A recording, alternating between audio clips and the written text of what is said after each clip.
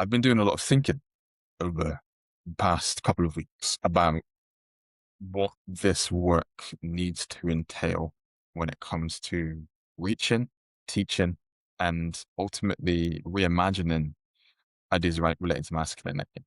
And I've done episodes like this in the past, and this is just, I suppose, a way of recognizing how these ideas are constantly under exploration, reimagination, and cultivation. Because I think ultimately in this work, that's how you have to approach it, right? You have to approach this work with the intention that the ideas that you have, the ideas that you hold, are constantly under examination and are constantly being recalibrated, at least in my opinion. And the reason I want to do this episode today, I'll be very honest with you, this is very much off the top of my head because I feel like the stream of consciousness episodes definitely come with an element of messiness that I feel is necessary in conversations around masculinity and discourse relating to masculinity. And I think some of the things that are on my mind at the moment in relation to effective masculinity work or transformative masculinity work is the need, the requirement for us as men in space who might be producing content that is masculinity adjacent in some way, shape, or form, talking about masculinity. There is a responsibility for us in this space as men talking about masculinity to model a process of constantly becoming. Let me explain what I mean by that. There is a tendency that I'm noticing very frequently in this work that positions men who talk about masculinity as men who are finished articles in the context of this work. We suddenly start getting a little bit of traction. I don't know who I'm speaking to when I'm talking about this, by the way, but I feel like I'm speaking to people, very specific types of people in the space. But obviously this applies, to all of the people that are supporting and loving this podcast. But there is a tendency we get a little bit of traction. People are liking that. People are reposting that. I'm getting some followers. Oh, actually, people in my community are telling me that they appreciate what I'm doing. Oh, this is getting quite a lot of buzz online right now. There's a lot of conversation in the comments. There is a tendency for us to equate following, comments, even virality as evidence that what we are saying is valid, that what we're saying in some way, shape, or form is right, that our position now takes the positionality of expert. And one of the things that I have often said, and if you've worked with me in the past or you've worked alongside me for many years and, seen the way in which I approach the work, I've often said that expertise is something that is constantly earned, not just assumed based off of, oh, I've done this and I've written this and I've got this. And I want to be really clear. I'm not approaching that statement from a position of haughtiness of well, I've been talking about this for years. I don't know about y'all, but me, I've had this figured out for a while. Because not only would that be hypocritical, that would be just absolutely just not true in the sense of I have definitely not got this all figured out in the space. And I've definitely not got this figured out to a point where I think that I can look to others and go, that's not how I would do it. And if I do feel that within myself, I try and name it as quickly as possible. Because what the current context of masculinity discourse, for me, especially online, is doing right now, is it is creating the false impression of authority purely based off of following how much numbers specific posts get, how much, said posts speak to specific wounds in a way that might appease certain people's frames and belief systems. And all of a sudden now I'm a masculinity commentator, or I'm a masculinity expert, or I've got an expert in relation to a certain slice of masculinity that now becomes the brand. Let me be very, very clear. And again, I don't know who I'm speaking to when I say this.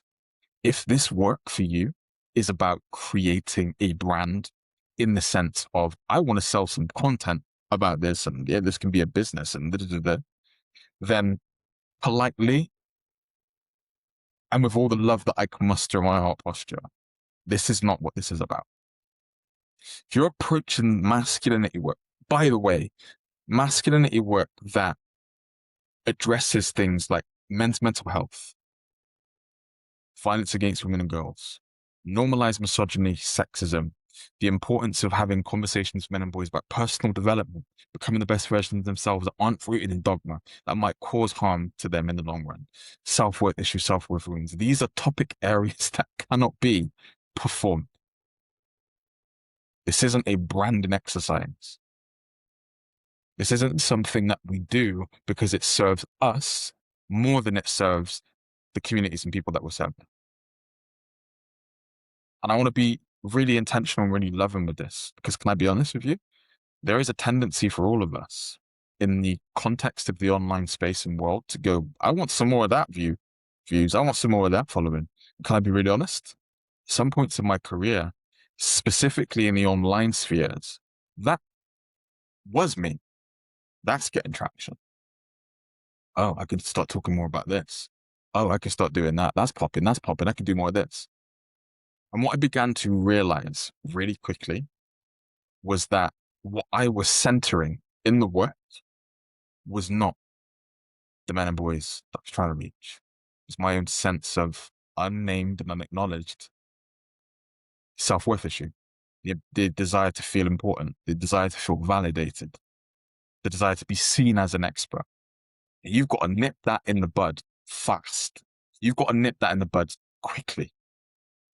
Because there is now a range of opportunities in the online sphere to talk about masculinity in a way that will gain you traction quite fast, that will gain you awareness or some form of virality quite fast. I don't know if you've noticed, but talking about masculinity or gender in general online right now creates a lot of polarity, a lot of buzz, and it's very much present, as sort of a mainstream sort of lens. Right? It's very easy to say something controversial, say something calibrated, and that suddenly gets you a bigger audience than you're anticipating. What's the intention of the work that you're doing? Is it to actually begin to inspect, introspect, and invite examination of ideas of the masculinity and the ideas of gender identity as men that we've inherited? Is that what we're trying to do? We're trying to raise awareness on men's mental health, masculinity. We're trying to normalize vulnerability in spaces. We're trying to break down some of the ideas and belief systems that we've inherited as men that are causing us harm. Are we trying to lead with vulnerability? Are we trying to lead with a sense of, this was me and I've learned this? That's what reaches young people, masculinities and men in general in the spaces that I've worked with over the years. But what I'm seeing right now is the desire to be seen as almost a brand identity in a space that doesn't function, doesn't create the conditions for transformation where performativity is present. And I'm saying this because this work that we're doing in the different spaces and spheres that we occupy is far too important to approach this work from a position of, what can I get from this? I want to get the views, or I want to get the following. I want to get the whatever it is that you're seeking of and desiring in the space. It's far too important to not approach this with the fullness and the integrity of our heart posture. Can I just be honest again? I've been in positions and in spaces where that pool of metrics and things like that definitely influenced some of the stuff that I was doing in the past, for sure. I'm not talking about this from a position of, hey, I've never done this, and because I've never done this, hey, listen, yeah, that's a you problem, not a me thing. I'm sharing this because whilst it is beautiful to see a range of different ideas and perspectives in the masculinity space, a range of inputs, a range of lenses, a range of perspectives, a range of expertise, honestly, and or worldviews, shall we say, and life experiences that add richness to the conversation. I'm also seeing in some spaces the capitalization of said spaces to boost personal brand awareness, identity, etc. What we're talking about when it comes to masculinity, from the ranges and the areas that I've just discussed, is far too important to approach this performatively. And if we're going to do this, we have to approach it vulnerably, we have to approach it consistently, and we have to approach it congruently from a position of, this is who I am, this is what I feel, this is what I'm doing, this is where I was. creating the archetype of an Avenger of like, I've done this and I'm stepping in, this is what I've learned, this is what I'm doing, and you know, emerging out of the, you know, the backdrop and coming in to sort of save or become that sort of savior archetype or the Avenger archetype convention doesn't help men, boys, masculinities, and the communities that surround men, boys, and masculinities to approach this vulnerably, to name the things that we are seeking validation through. Oh, I struggle with that too. I've struggled with this. I found I've really had problems with this in the past. I've never seen somebody speak openly about this, or never seen somebody approach this conversation from this specific way. That's important, but it has to be done vulnerably. It has to be done truthfully, not from a position of, right, this is popping online, so let me assume this caricature. Let me assume this type of content. Because that is not only performative, it can be at times exploitative, specifically if you're trying to, hey, and then while you're here, why don't you sign up to my course? Hey, when you sign up to my, you know, right? To be clear, this is not me saying that if you, you know, if you've got something to share and you've got something to kind of invite people into, for sure, as long as it's done truthfully and vulnerably and authentically, that for me is massively important.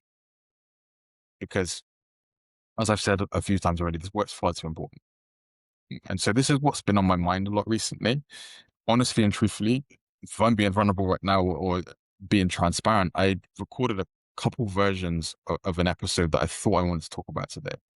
I was like, nah, this doesn't feel like truthful, like in the sense of like, I believe what I'm saying, but this doesn't feel like what my heart posture wants to talk about right now. What my heart posture wants to talk about is vulnerability and authenticity and the importance of actually approaching this work like from a position of care. And hear my heart on this one as well. It's not me saying that if you are currently following trends and engaging with what's happening or engaging in that sort of not pseudo, but that sort of like on the fine margins of rage bait culture to bring engagement in and then, you know, like this type of stuff. It's not me saying, hey man, terrible person you are. It's just an invitation to go, I kind of know what that feels like. I know what that pulls. I know what that can make us feel like. But I also know that for me right now in this current context of the work that I'm doing, the stuff that I'm placing online are things that I care deeply about, but also things that I feel like I can uniquely contribute to in the wider conversation. It's less trend responsive and what's popping and what's going on, what's doing this. And more like, this is where I'm coming into this conversation from my specific unique position or somewhat unique position. Coming back to a previous episode that I did not too long ago, this is the advantage of spending less time online. It's another thing I want to briefly talk about. As I said, this is going to be kind of short and sweet. I think at least I did it, or at least I thought it. But something I just want to add into this episode as well. A lot of the reasons why content often shifts and changes trend-wise and that people emerge into the space based off of, you know, a popular videos that we're trend responsive. We spend so much time online. Oh, that's what people are doing. Okay, I'm going to do that. But the problem with that is that can sometimes saturate the uniqueness and the vulnerability that your voice can bring into the space. The unique position, unique life experience. If we're constantly going, well, if that's what people are doing, I can't fit into this space. What people, in my opinion, desire right now in the space, specifically men, in person, also specifically online, they want realness. They want truthfulness in the sense of this is where I am, this is what I've learned, this is what I'm learning, this is what I'm unlearning, this is what I felt, this is what I'm feeling. They want that sense of real. They want that sense of, oh, I didn't think about it that way before, or this is deceptive kind of where I was going. It might activate, but there is a desire for realness in a sea of a lot of trend responsive work. And for me, being offline and actually thinking, what do I want to talk about? What's in my heart posture? What's on my mind? What can I add maybe into this context that is coming from me, not from what I think people expect of me, has been a game changer in the work that I've produced, but also the way in which I reach different people in the online space and sphere. Because I don't do that in my classroom work or my context where I don't go in and be like, yeah, so what's trendy right now in the classroom? I take a step back and I think about what's actually needed for these young people in the space, or the men that I'm working with in the space. What do they need? You can do the same thing in the context of the online world. But if you're doing this purely on let's ride a trend and extract, this isn't the space for that. Men and masculinities, young masculinities, teens, etc. They're searching for clarity. They're searching for, in many ways, the recognition and the validation of plurality. And so there is pain points. There are wounds in this context that we're speaking to. And I don't want to be in a position where I'm poking at wounds or creating content that pokes at wounds, but doesn't necessarily try to address them in some way, shape, or form. I'm not saying I'm out here trying to save hundreds of thousands of people with the posts that I put out, right? What I am saying is I want to, right now, in my sort of congruence, ensure that whatever is placed, if there is activation, if there is a sense of that triggers me, I want there to be context for where I'm coming from and invitations for deeper reflection and consideration. Not just out here engaging in rage bait culture for the sake of rage bait culture. I think for a lot of us in the space, that's sometimes what we can find ourselves doing. So that's what's on my heart in this episode. That's what I want to share with you. This might feel messy, but this podcast space historically, and we're coming up to like 3 years now of like versions of this podcast.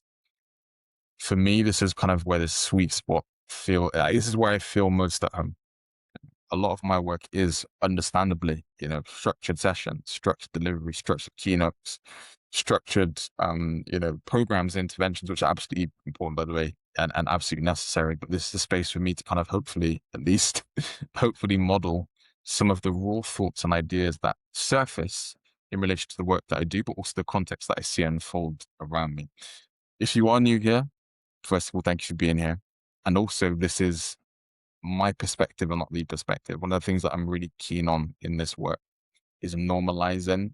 I don't have all the answers and I ain't trying to have them either, right? This is actually me providing my perspective. Your perspective might be different, and that's beautiful. Don't take what I'm saying as the perspective in a conversation that has so many different inputs and so many different perspectives. I feel like we've lost, as a culture at times, the ability to hold tension between I think I agree with that and also I'm not quite sure. I don't wait to be like, yes, amazing, tick, tick, tick. This is my perspective, not the full truth, not the full perspective, not the template to go and examine and do this work. Let's normalize having ideas and perspectives and not trying to kind of approach them from, yeah, this is the truth. This is what y'all are missing. Because I don't work like that. So thank you so much for being here. Thank you so much for still here, making it to the end of the episode. Thank you for supporting the podcast, and thank you for continuing to, show up in these spaces and to, engage with very much my messy streams of consciousness. So I hope this has landed with you. I hope it's resonated with you in some way, shape, or form. Thank you so much for tuning in, and I hope to see you in a future episode very, very soon. Big, big blessings to you.